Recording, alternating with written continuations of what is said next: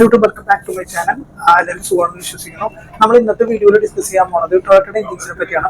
എല്ലാവർക്കും അറിയാം ടൊയോട്ടയുടെ engines more reliable ആണെന്നുള്ളത്. അപ്പോൾ നിങ്ങൾ കേട്ടിട്ടുണ്ടാവും 7 ലക്ഷം കോടി ഇന്നോവാസ് അല്ലെങ്കിൽ 8 ലക്ഷം കോടി കോളീസ്. ടൊയോട്ട വണ്ടികൾ കയ്യിലുള്ളവരാരും കൊടുക്കാൻ താല്പര്യമില്ലാത്തവർ തന്നെയാണ്. ഇവിടെ വിഷയം എന്താണെന്ന് വെച്ചാൽ എന്തുകൊണ്ടാണ് ഈ റിലയബിലിറ്റി വരാൻ കാരണം, അതാണ് നമ്മൾ ഇന്നത്തെ സബ്ജക്റ്റ്. ഒരു ഫാക്ടർ എല്ലാവർക്കും അറിയാം, 1.5 അല്ലെങ്കിൽ 1500 cc എഞ്ചിൻസ് പ്രൊഡ്യൂസ് ചെയ്യണ പവർ തന്നെയാണ് അവരുടെ 2500 cc എഞ്ചിൻസ് പ്രൊഡ്യൂസ് ചെയ്തുകൊണ്ടിരുന്നത്.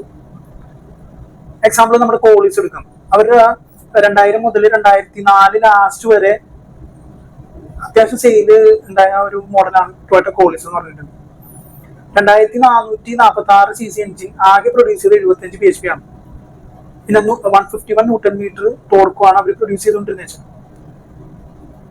അപ്പൊ തന്നെ അറിയാം നിങ്ങൾക്ക് 2500 cc കൊണ്ട് അവർ 75 bhp പ്രൊഡ്യൂസ് ചെയ്തത്. അവർ മാക്സിമം ടൊയോട്ട കൺസേൺ ചെയ്യുന്നത് അവർ മാക്സിമം എഞ്ചിന്റെ സ്ട്രെസ് കൊടുക്കാൻ നോക്കുന്നത്. ഇതാണ് ഒരു ഫാക്ടർ.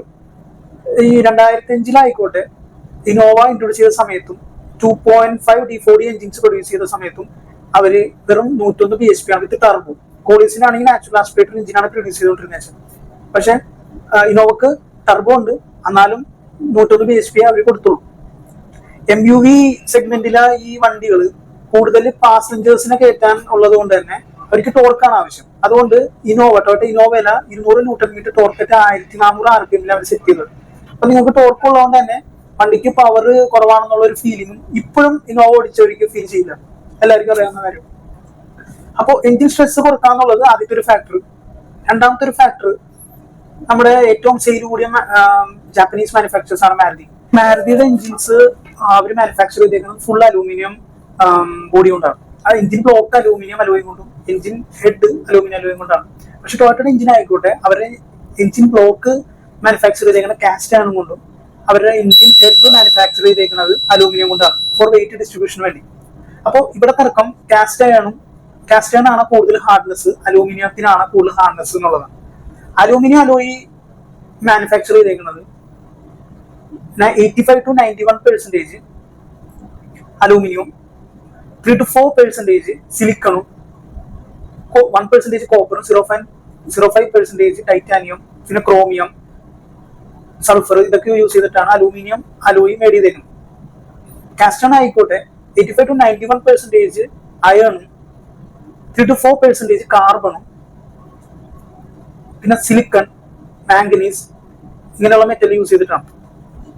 അപ്പോ കാസ്റ്റ് അയൺ എപ്പോഴും ഹാർഡ്നെസ് കൂടുതലാണ്. അതിനുള്ള എക്സാമ്പിൾ ഞാൻ പറഞ്ഞുതരാം. നമ്മള് ഹാർഡസ്റ്റ് ക്രിസ്റ്റൽ സബ്സ്റ്റൻസ് ഏതാണെന്ന് വെച്ച് കഴിഞ്ഞാൽ അത് ഡയമണ്ട് ആണെന്ന് പറയും. ഡയമണ്ട് പ്യൂറസ്റ്റ് ക്രിസ്റ്റലൈൻ ഫോം ആണ്. അതിന്റെ pure source of substance compound, purest source of compound ഏതാണെന്ന് വെച്ചാൽ അത് കാർബൺ ആണ്. കാർബൺ ഉള്ളതുകൊണ്ട് തന്നെ അത് സ്ട്രോങ്സ്റ്റ് ക്രിസ്റ്റൽ ആയിട്ട് നമ്മൾ അറിയപ്പെടുന്നു ഡയമണ്ട്. അപ്പോ കാസ്റ്റ് അയൺ 3 to 4% കാർബൺ ഉള്ളത് കൊണ്ട് തന്നെ നമുക്കറിയാൻ പറ്റും കാസ്റ്റ് അയൺ അലൂമിനിയത്തിനേക്കാളും കുറച്ച് ഹാർഡാണ്. ഹീറ്റ് റെസിസ്റ്റിവിറ്റി കൂടുതലും കാസ്റ്റ് അയൺ ആണ്. നിങ്ങൾക്കറിയാം രണ്ട് എഞ്ചിൻസിന്റെ അകത്ത് എക്സ്പ്ലോഷൻ ആണ് നടക്കുന്നത് ഓരോ സൈക്കിളിലും. അപ്പൊ നമ്മൾ കൂടുതൽ ഹീറ്റ് റെസിസ്റ്റൻസ് ഉള്ള എഞ്ചിൻസ് അല്ലെങ്കിൽ മെറ്റീരിയൽസ് കൂടുതൽ കാലം റിലയബിൾ ആയിട്ട് നിലനിൽക്കും. അപ്പോ അലൂമിനിയത്തിനേക്കാളും കൂടുതൽ ഹീറ്റ് റെസിസ്റ്റൻസ് കാസ്റ്റ് അയൺ ഉണ്ട്. അതുകൊണ്ട് തന്നെയാണ് ഈ മാരുതിയുടെ വണ്ടികൾ ഇപ്പൊ 70,000 to 80,000 കിലോമീറ്റർ ഓടിച്ചു കഴിയുമ്പോൾ തന്നെ മാരുതിയുടെ കസ്റ്റമേഴ്സ് എന്താ ചെയ്യാം, ഒന്നില്ലെങ്കിൽ എക്സ്ചേഞ്ച് ചെയ്യും. പക്ഷെ 70 to 80 ഓടിച്ച കസ്റ്റമേഴ്സ് എക്സ്ചേഞ്ച് ചെയ്യണത് അത് വേറൊരു പർപ്പസിന് വേണ്ടിയാണ്. കാരണം അവരുടെ റീസെയിൽ വാല്യൂ ഡിപ്രീസിയേഷൻ വരാണ്ടിരിക്കാനാണ് അവരത് ചെയ്യണത്. പക്ഷെ 1 ലക്ഷത്തിന് മേലെ ഓടിക്കുന്ന മാരുതി കസ്റ്റമേഴ്സ് വണ്ടി കൊടുക്കാൻ താല്പര്യമില്ലാണ്ടും 1.5 ലക്ഷം വരെയൊക്കെ അവരുടെ കയ്യിൽ കീപ്പ് ചെയ്യും. പക്ഷെ എന്തുകൊണ്ട് കൊടുക്കണം എന്ന് വെച്ച് കഴിഞ്ഞാൽ നമ്മൾ വണ്ടി രജിസ്ട്രേഷൻ എടുത്ത് ഓടിച്ച കസ്റ്റമേഴ്സിന് അറിയാൻ പറ്റും അതിന്റെ റിഫൈൻമെന്റ് 1 ലക്ഷം കഴിഞ്ഞ് കഴിഞ്ഞാൽ വ്യത്യാസം വരും. അതുകൊണ്ട് തന്നെയാണ് ആ റിഫൈൻമെന്റ് ബോഡിക്കായിക്കോട്ടെ എഞ്ചിനായിക്കോട്ടെ റിഫൈൻമെന്റ് കിട്ടാത്തതുകൊണ്ട് അവർ 1.5 ലക്ഷം വരെ ഓടിച്ചിട്ട് മാക്സിമം വരെ 1.5 ലക്ഷം വരെ ഓടിച്ചിട്ട് റീസെയിൽ വാല്യൂ അല്ലെങ്കിൽ റീസെയിൽ മാർക്കറ്റിൽ അല്ലെങ്കിൽ എക്സ്ചേഞ്ച് ചെയ്യും. സെക്കൻഡ് സെയിൽ ആകും. എക്സ്ചേഞ്ച് ചെയ്തിട്ട് ഒന്നില്ലെങ്കിൽ മാരുതി എടുക്കും അല്ലെങ്കിൽ വേറെ ഏതെങ്കിലും ജാപ്പനീസ് വണ്ടി എടുക്കും. പക്ഷെ ടൊയോട്ടയുടെ വണ്ടി എല്ലാവർക്കും അറിയാം 5 ലക്ഷത്തിന് മുകളിലേക്ക് കിലോമീറ്റർ ഓടാൻ കപ്പാസിറ്റി ഉള്ള എഞ്ചിൻസ് ആണ്. നിലവിൽ ടൊയോട്ട കസ്റ്റമേഴ്സ് ടൊയോട്ടയുടെ പഴയ വണ്ടി ഇപ്പൊ കോളീസ് 2000 ലോഞ്ച് ചെയ്ത വണ്ടിയാണ്. ഇപ്പോഴും കോളീസ് കയ്യിൽ വെക്കുന്ന ആൾക്കാരുണ്ട്. എന്തുകൊണ്ടാന്ന് വെച്ചാൽ അതിന്റെ റിലയബിലിറ്റി ഉള്ളതുകൊണ്ട് തന്നെയാണ്. ഇപ്പോഴും നിങ്ങൾ എത്ര പൈസ കൊടുക്കാന്ന് പറഞ്ഞാലും പോലീസ് കൊടുക്കാൻ താല്പര്യമില്ലാത്ത ഇഷ്ടംപോലെ ആൾക്കാരുണ്ട്, ഇന്നോവ കൊടുക്കാൻ താല്പര്യമില്ലാത്ത ഇഷ്ടംപോലെ ആൾക്കാരുണ്ട്. ബൈ ചാൻസ് ഒരു വേറെ ആയിട്ട് എക്സ്ചേഞ്ച് ചെയ്ത് അത് ടൊയോട്ടയുടെ വണ്ടി തന്നെ അവർ എടുക്കുള്ളൂ. കാരണം ടൊയോട്ടയുടെ എഞ്ചിൻസ് അത്രയും ട്രസ്റ്റബിൾ ആണ്.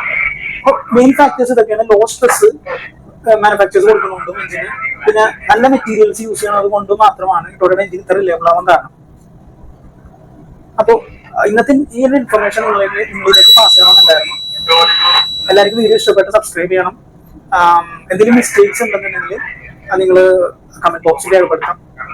എല്ലാവർക്കും വീഡിയോ ഇഷ്ടമായി വിശ്വസിക്കുന്നു. നല്ലൊരു ദിവസം